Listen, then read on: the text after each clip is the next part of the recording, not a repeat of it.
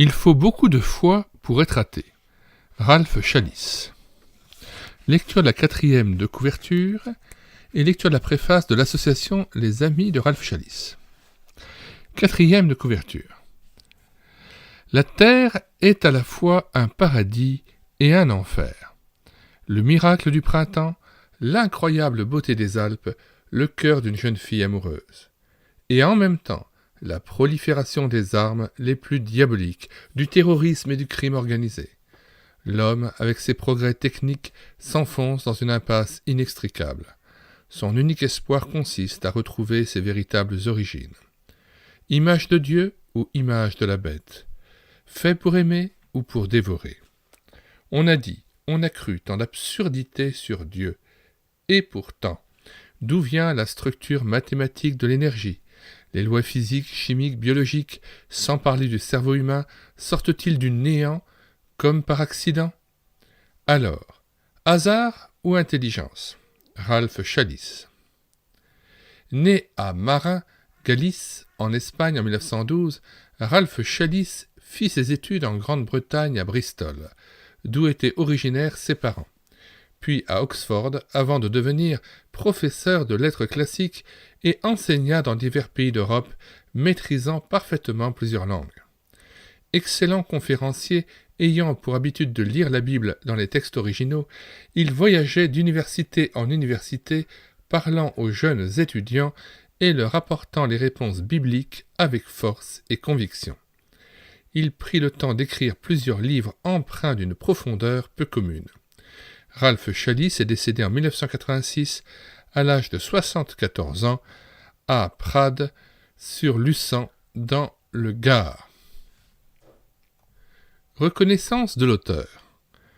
Je désire exprimer ma profonde gratitude envers les nombreux amis qui, par leur encouragement et leur aide pratique, ont contribué à la parution de ce livre.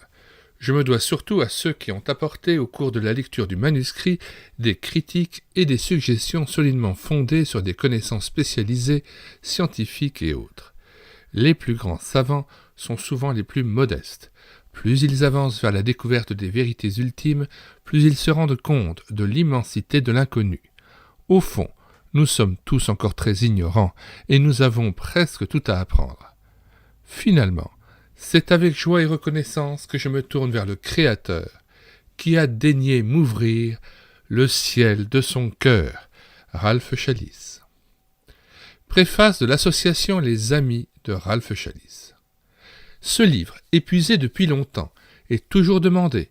Nous en proposons donc une réédition. La première édition date de 1983. Or, la recherche et la pensée scientifique ont évidemment beaucoup évolué durant ces dernières décennies. Avant cette réédition, ce livre a donc été revu par quelques personnes compétentes que nous remercions vivement. Henri Briand, Jean-Jacques Niez et particulièrement Charles Leroux.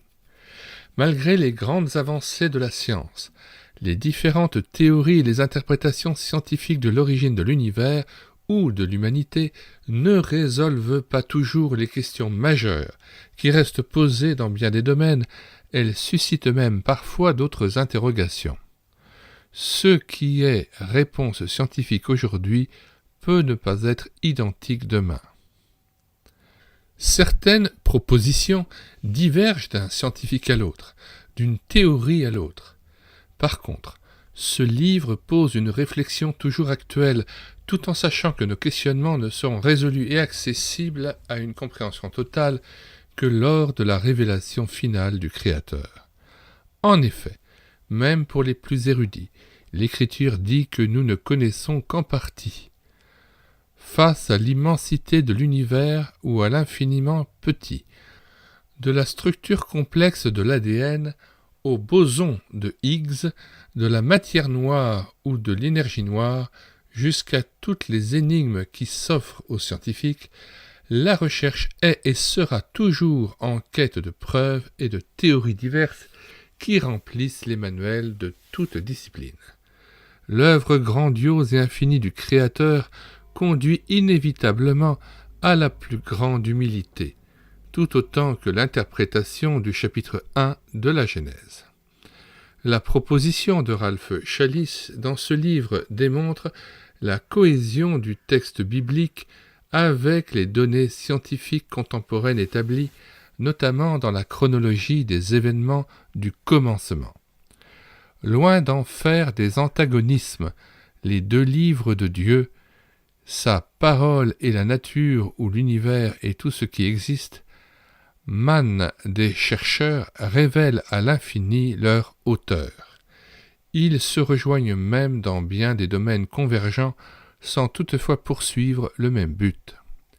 Si la science essaie d'expliquer des faits, des fonctionnements de notre milieu, de notre organisme, de notre univers, avec un savoir précieux, mais de toute façon limité à la connaissance humaine, aussi vaste soit-elle, la révélation biblique, elle, répond parfaitement aux questionnements fondamentaux de l'être humain et en particulier du sens profond de son existence. Les deux sont donc complémentaires. Ralph Challis était un homme de réflexion.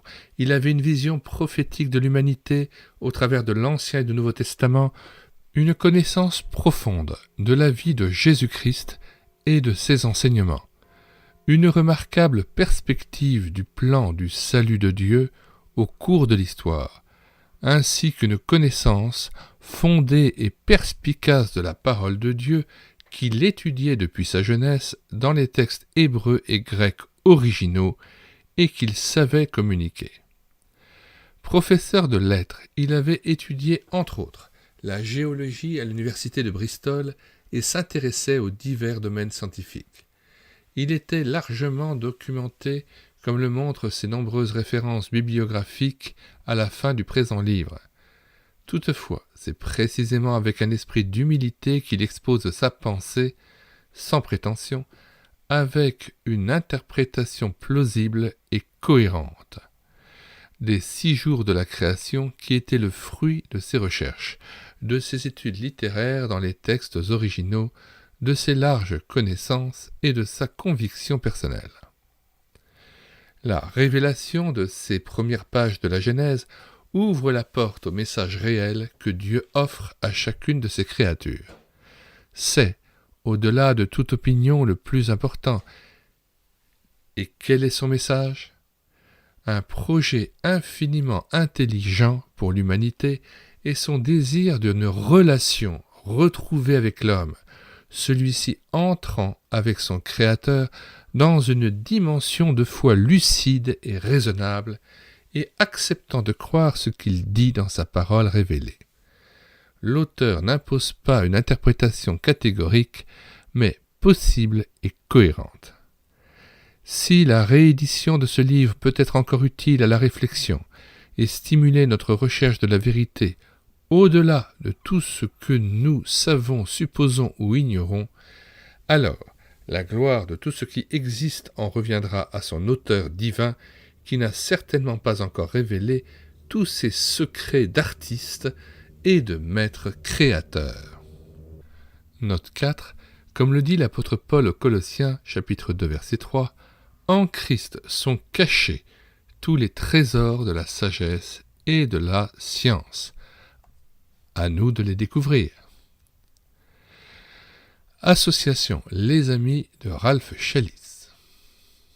Nous mettons dans les commentaires de cette vidéo le lien d'accès à la page du site internet de la Maison de la Bible, vous permettant de vous procurer, d'acheter, de commander cet ouvrage de Ralph Challis, Il faut beaucoup de foi pour être athée. Et nous faisons de même pour accéder à la page internet de la CLC Librairie Chrétienne, qui possède encore un peu plus de 10 ouvrages, 10 exemplaires de cet ouvrage. Nous vous invitons aussi à vous rendre sur la page d'accueil du site internet médiathèquechrétienne.fr afin de voir les ouvrages épuisés et non réédités de Ralph Challis que nous avons numérisés et mis à disposition de l'Église. De même, sur la page d'accueil de médiathèquechrétienne.fr, vous verrez les centaines d'ouvrages et les dizaines d'autres auteurs dont nous avons pu numériser les ouvrages chrétiens tels que André Adoul, Maurice Ray, René Pache et bien d'autres encore. Nous vous disons au revoir et à bientôt.